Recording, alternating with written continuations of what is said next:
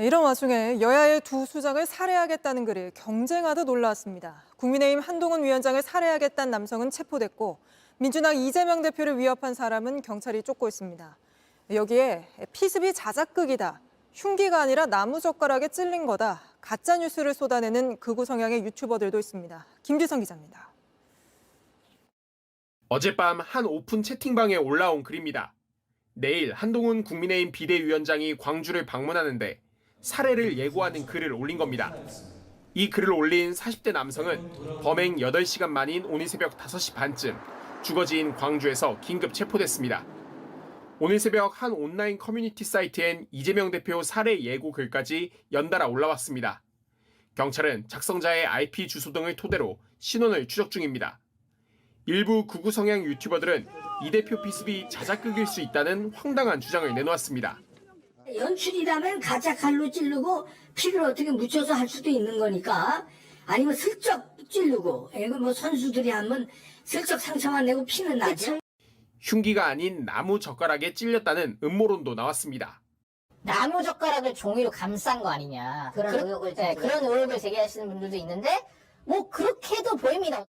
흉기가 아닌 나무 젓가락에 찔렸다는 주장에 대해 경찰은 명백한 오보라고 일축했습니다. 민주당은 강력한 법적 대응을 예고하는 한편 가짜뉴스와 2차 가해를 막기 위한 대책 기구도 만들겠다고 했습니다. 여당도 음모론에 선을 그었습니다. 자작극이라는 얘기가 돌고 있는데요. 절대로 그런 식으로 정략적으로 이용되는 해석이 이 사회에 퍼져서는 안 된다고 생각합니다. JTBC 김지성입니다. 이재명 대표 피습 후폭풍이 여러모로 피어나오고 있는데 먼저 중앙일보 일면 보도입니다. 흉기는 나무젓가락, 증어 퍼나르는 음모론입니다. 일부 유튜버이긴 하지만요. 일부 유튜버를 중심으로 허위 정보가 이렇게 퍼지고 있습니다. 내용을 보면 블라인드 직장인 게시판에 올라왔다고 합니다. 이재명 대표 영상을 슬로우로 보면 민주당원이 왼손에 칼, 오른손에 종이로만 나무젓가락을 들고 그 나무젓가락으로 찌르고 있다. 자작극을 의심하지 않을 수 없다. 그리고 이 대표 팬클럽이 사용하는 깃발 모양 응원 도구인 잼잼 응원본의 깃대 부분으로 공격을 한 것이다. 그러니까 이게 사실은 칼로 공격한 거 아니다. 이런 가짜 뉴스가 난무하고 있습니다.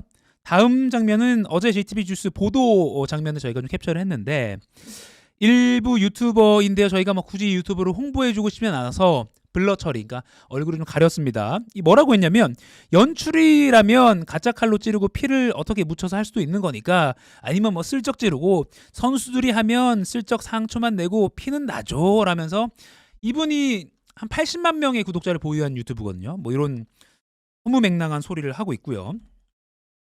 또 다른 가짜뉴스. 나무젓가락을 종이로 감싼 거 아니냐 그런 의혹을 제기하신 분들도 있는데 뭐 그렇게도 보입니다 라는 말을 하고 있습니다. 그러니까 이게 뭐 조회수 장사라고 하잖아요. 뭐 그런 거로 추정이 됩니다. 그리고 듣고 싶은 요거를 듣고 싶어하는 분들에게 좀 들려주고 그러면서 계속 좀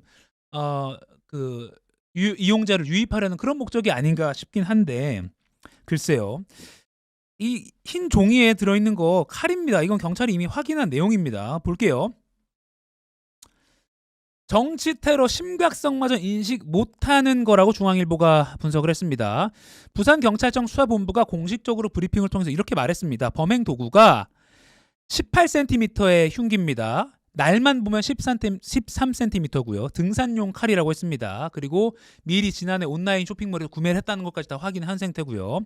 그리고 A4 용지 등으로 감싼 것이지 A4 용지로 뭐 찔렀거나 나무젓가락으로 찌른 거 이런 거 아닙니다.